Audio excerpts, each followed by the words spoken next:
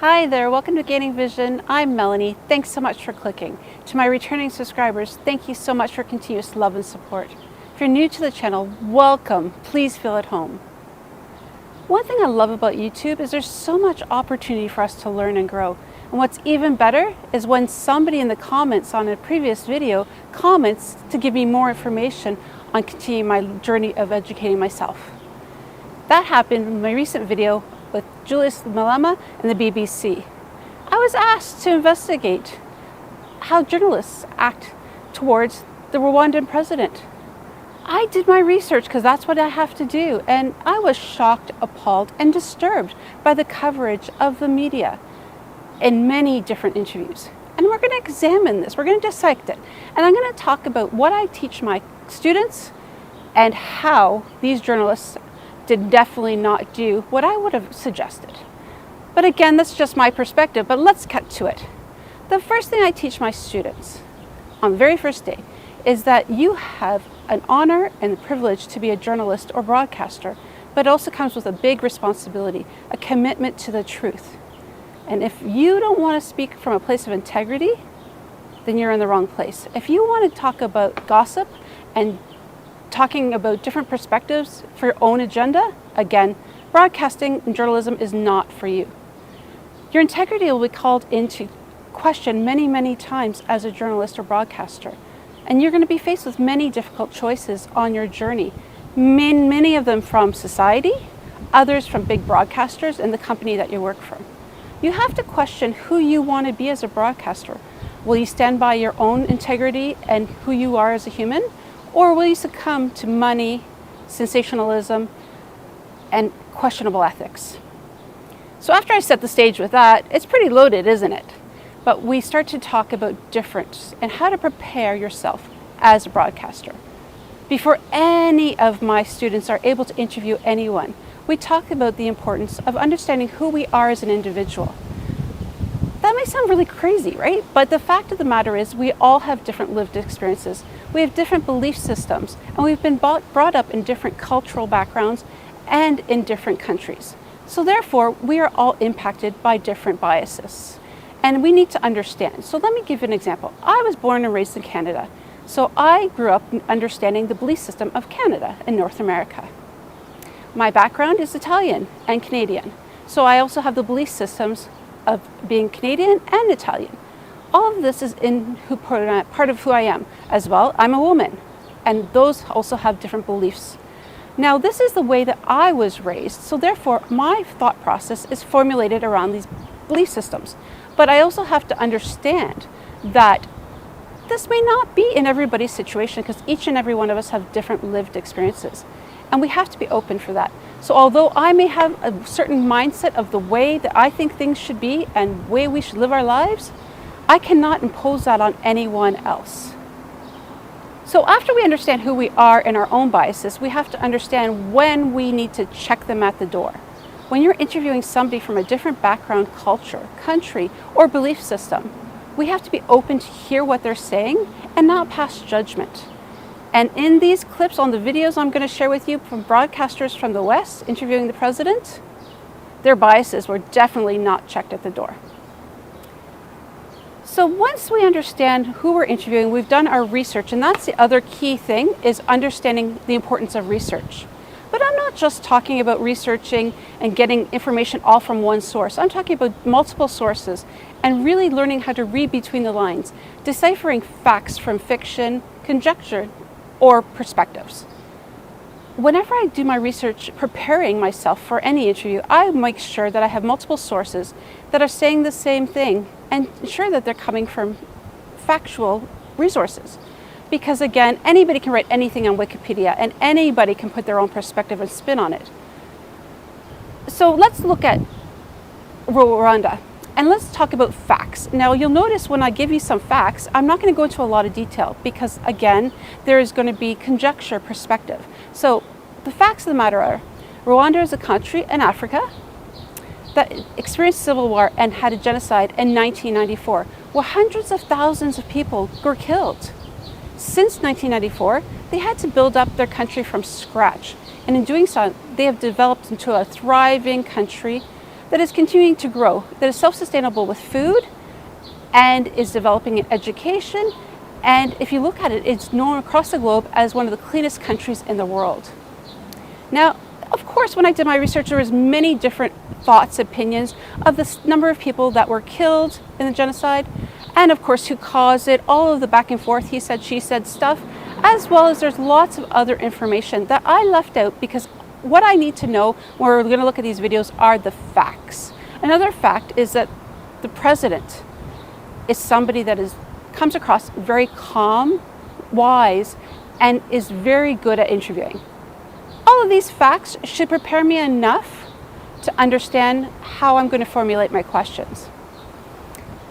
So if you keep all those just facts, now I'm not saying you cut out all the other information because that has to be in the back of your mind when you're interviewing somebody to make sure everything stays in context. Because again, if we're interviewing somebody and they're spinning a tale for us, you want to be able to call them on it. But again, not have too much information that's going to cloud your judgment or bring those biases out. So when the BBC was interviewing the president. Thank you very much. My name is Ansoy from the BBC. I have a quick question for President Kagame. As chair of the Commonwealth, I wonder what your priority will be, especially in terms of upholding the values of democracy and human rights, given that there's been a lot of scrutiny on your country and the record of your government, and critics have been pointing out the number of opposition leaders and journalists who are in prison. I wonder what your leadership of this organization is going to look like in the face of that. They talked about the values and questioned the president's values and the values of Rwanda. Now again, the BBC is based in the north according to how the president reflected, but we'll say the west. And their thought process of values were very different than those of the president and those of Rwandans.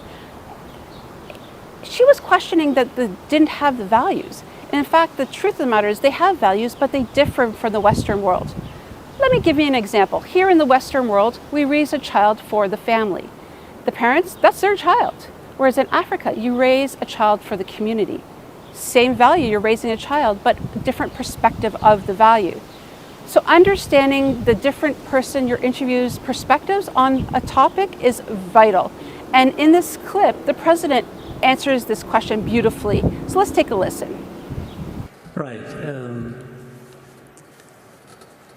I think checking of facts is a serious problem with the very institutions we should have relied on to inform the public, the general public, the world, about some of these facts. Or whether the facts themselves or the interpretation of some of the things that actually happen. Now, let me start with the issue of values. Who defines the values? Or who doesn't actually have values? When people talk about values sometimes, there's one part of the world that has assumed the sole responsibility and the monopoly of defining values. So the rest of us have no values. We've just to keep learning from these ones who define the values. And by the way, the danger also is, it doesn't matter how long you take learning, you will never qualify. You will just always be branded somebody who has no values or who comes from a place where there are no values. So I want to put this case clear. Those from the north who always assume where BBC comes from, who always think they are the face of values, the rest have to follow. it's a big mistake. It's not true. We have values too. We here in Rwanda, in Africa, we do. No question about it.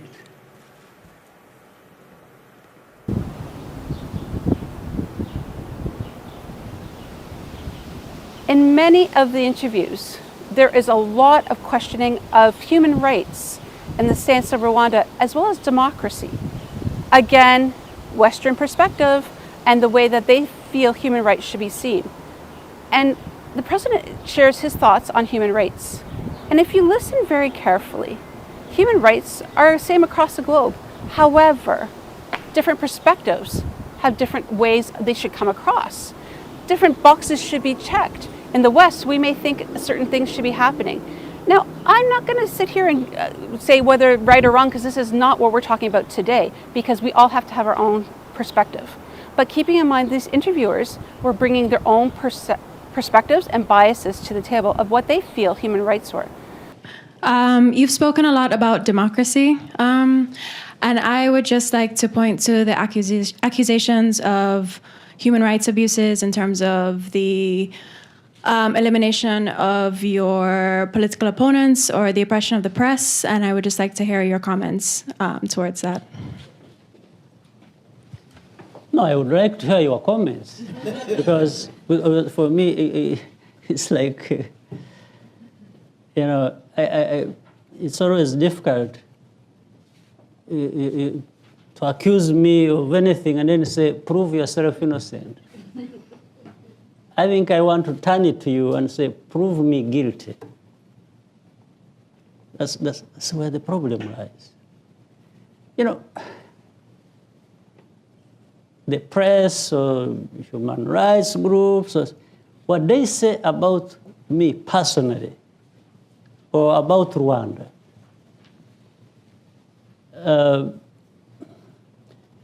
when you are in Rwanda and are dealing with these decent human beings also in Rwanda, and they tell you their own stories,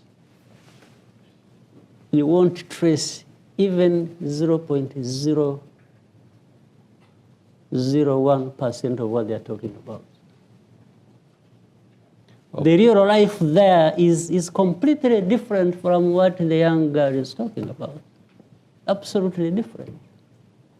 But people will stay here, will be here in the US and wherever, and they've never even been to Rwanda, they've never met Rwandans. The real Rwandans, they are there. Rwandans are there. The real people of Rwanda who are no different from you, what you aspire to be, to have, to do, they are no different. But it's as if Rwanda is treated like a botanical garden where you just go and water flowers and, you know, no, human beings like anyone in this room. Absolutely.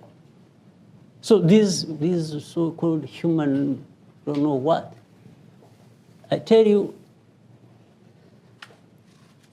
half of my life, I've been living in the trenches, not sure of living to the next day. I didn't fight to be the president of my country. Never. It came by accident, I think. So I was fighting for my own rights, which anyone in any human rights organization could not give me. And even now cannot give me or cannot give Rwandans. So it's cynical and absurd that anyone would just be there talking about violations, you know, me as the leader of my own people to be accused of violating their rights. It's just an absurd insult. But my answer is simple, is to do my best to serve my people the best way they can be served. That is the answer. Now, when it came to democracy, this was a question I giggled at. The president was asked about democracy, because he's been in power for 3 terms of 7 years. So it's 21 years. And again, he'll be going for elections in 2024. Some of the Western broadcasters and journalists were asking, how is it that he keeps getting 98% of the votes? And how does he feel about staying in power and about questioning the democracy of the country? And the president shares that democracy is that everybody has a free and fair election system, and that's what's happened. And in fact, the people of Rwanda went to have the constitution changed so that he could be there again. The president was ready to step down and allow somebody else to take over. He's not looking for a dictatorship, he's looking for what the people want. Again, a president that looks after what the people want in his country. He even alluded to the fact of asking the broadcaster a couple of questions himself about democracy in their countries. And I had to giggle because, let's face it, democracy is questionable across the world. Right. You've always consistently refused this criticism on human rights, on a democracy that's not exactly a democracy, always saying this comes from the West or Western media or Western organization. Don't they have a point at all? Wouldn't I have a point if I criticized the Western democracy? Sure. Yeah. So what is the problem? If democracy is not going to be perfect anywhere, anyway, at all, as we have seen, as we always see, we see that, you know. What I don't like is just the hypocrisy. You are so deep in your own mess about democracy, and then you think you have authority to come and make criticisms about others, and even want that to have a consequence on them. It's just hypocrisy. And am I supposed to accept that? Well, as a last question, you were elected in 2000, so 22 years in power. The next election is scheduled in 2024. You haven't said whether you would run, but do you consider running or? Well, I will consider running for another 20 years. Really? I have no problem with that. Really? Yes. But This means the president. We're talking about elections. Yes. Again, this is the contradiction and the hypocrisy I'm talking about. Well, there could be limit on the mandates, right? Elections are about people choosing, isn't it? Right. When they're free and fair, yes. And that's, yes, okay. But you haven't, at least of all the criticisms you have had, nobody has said the elections have not been free or fair. But we have had it in other places that people don't even talk about, including even people who complain about us. So don't you have, right now as we speak, we are having cases in the developed world about elections. Right. You remember not so long ago, there is a case going on somewhere in a very advanced democracy about in the United States, yes. Somebody who wanted to. So this is, I think people have to decide what they want to do for themselves. You see, you have problems of your own that somebody should be questioning, and then you want to, be the one to dictate what I should be doing. At the same time, even with the contradiction, because if you are talking about elections, and the election is about people choosing. Yes, sir, but there could be. You are saying if it is free and fair, but that has not been the accusation. The accusation is different. Even the one you started, you are not talking about how free or not free the elections are. You are talking about just having to choose so many times. I think that this is different. Right, but people could say, I'm not going to be president for life. There should be limits. Which people are you talking about? Well, you have debates in many African countries about 2 terms. I mean, we've had it, you're having it in Senegal, in Ivory Coast, and others, because they say a person after a while in power should leave and maybe... That's fine. That's fine. I have no problem with that. But people can also say a different thing. So which one are you supposed to accept? People can say that, yes, and I would accept it.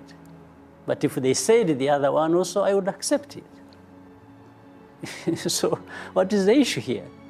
Anyway, why would anyone be so concerned about our own situation, which the people of Rwanda seem to be happy about, that is working for them, but somebody says, no, that should not happen in Rwanda. We haven't been questioning what is happening elsewhere.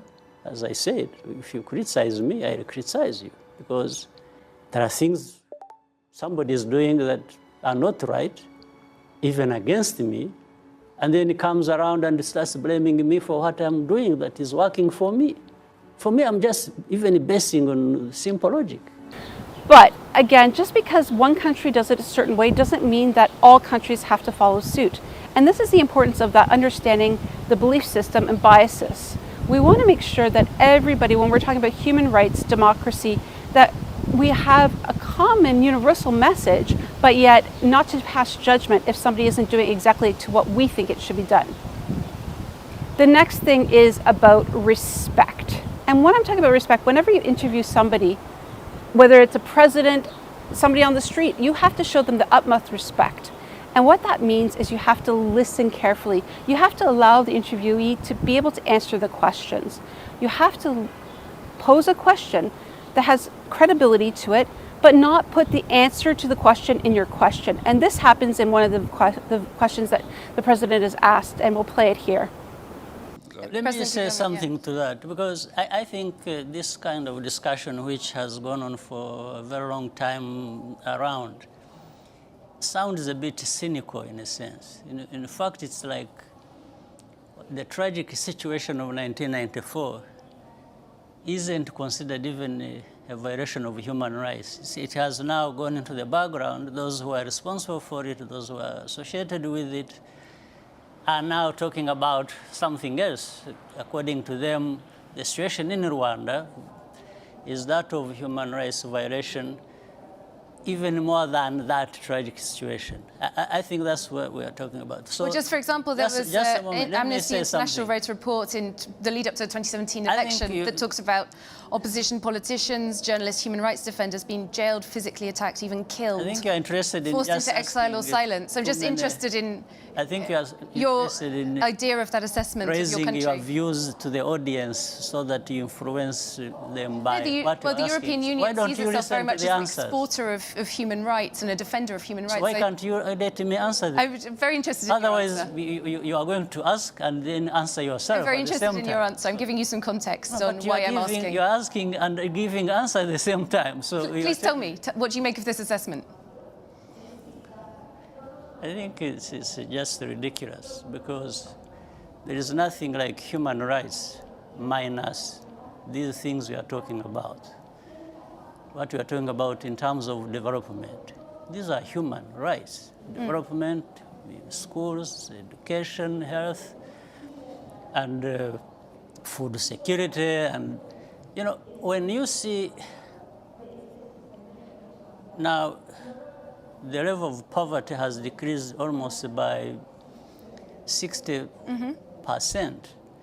So these people, these human beings with improved lives and participating in that themselves to improve their own lives, gets lost in what the whole list you've been spelling out as if, you know, what is in Rwanda is really hell.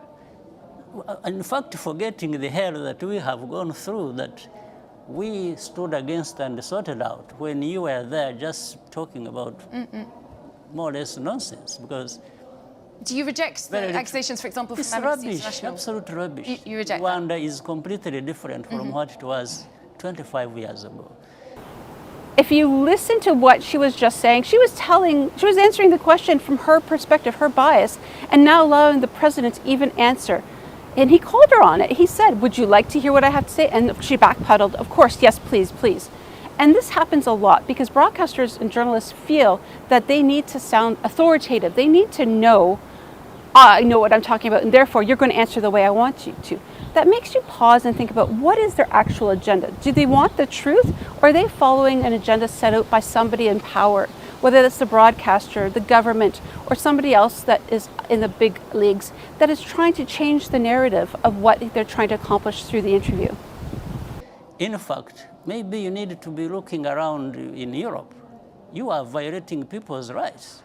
when we have this problem of people being bundled and sent back to sink in the Mediterranean and so on, and so many people being mistreated in your own countries, why don't you talk about your human rights and stop just offloading everything? Well, this is a development conversation, so no, in the context of development. You are not the one to determine what conversation or what points to raise in any conversation. We are asking questions, this is what I'm saying. You are asking questions and you are giving yourself answers.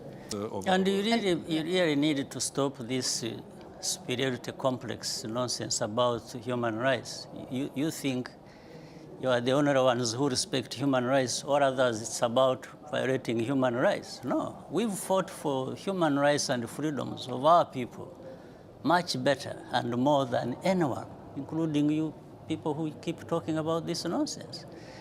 Where we have taken our country from and where it is now speaks for itself. The rest of the stories just comes from this complex.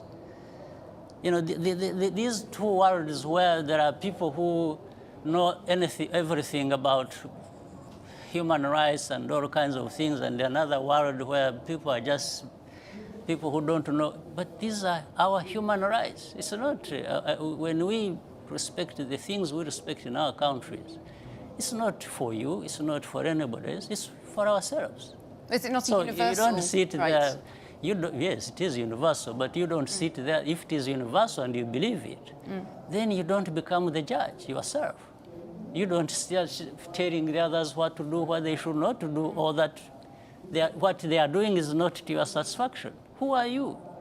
Well, I'm not sure if we're talking about me personally. Well, you are the one actually raising these questions. So I think you better interpret it properly so that it is well understood. Okay. I could see you asking questions in a manner that you want to influence the ones listening to us, but that's not correct. Okay. Yeah. I'm raising it once again in the context of the United Nations Development Goals. No, United Nations is us. You see, course. United Nations is not something alien somewhere else. Yeah. It's actually us. We participate and the framework for this entire development And by the way, I had been leading the Millennium Development Goals before Sustainable Development Goals. I was the co-chair of that, with other leaders and some of the leaders in Europe. So you don't turn around, it's like you want... So you believe that there should be scrutiny on human rights in Europe, in Africa, No, in I all believe countries? that you shouldn't be there belittling Africans or leaders of Africa who are trying to... Oh no, but the conversation about migration is a real conversation about human rights. So you believe that there are valid human rights concerns to be taken into account in this conversation? Even in Europe, not in Africa. Not in Africa? In Europe. In Europe, not only in Africa. Not, of course. Yes. Respect is a two-way street, and you'll see the president is very respectful, even if he is irritated or disturbed by the questions that are being posed to him. He keeps his calm and cool and collective together and always answers with a smile. Now, some people may say that's a politician style, but I personally think this is a human being style for the president. He is definitely looking for what's best for his country and for the people that live there. Now, we don't have to agree with his policies, his procedures, or the way that he handles the country. But as broadcasters and journalists, we need to get to the facts. So when we have our list of questions that we want to find out, it's important to get the answers by listening. And that's the final piece I want to bring to the table, is the importance of looking professional and listening. If you're at a press conference and many people are asking questions, or even if you're interviewing somebody and they've already answered a question in a previous answer, you need to be really paying attention, because if you repeat the question, you look like a fool, you look unprepared, and you look like you're not even paying attention. In this press conference, the president was asked a question about the human rights and democracy at the very beginning of the interview, and he addressed it in thorough detail. And at the very last question, the woman comes and asks about the same thing, because she thought she would get a different answer. She thought she was smarter than everybody else. The reality is, she wasn't paying attention. Now, these are a lot of information that I've shared with you today, and there's so many interviews out there, and I'm going to link some of them here in my video because I encourage you to watch the different perspectives. Everybody has something that we will always bring to the table as a human being. Biases are natural. We all have them. But it's important for us to check them when we're doing a professional interview, when we're trying to learn and educate ourselves about different backgrounds, cultures, and experiences. And imagine what's possible if we all as human beings were able to do that. I think we would have world peace. We wouldn't have war. We would listen to one another, and perhaps we would actually understand another person's perspective. Food for thought. What do you think?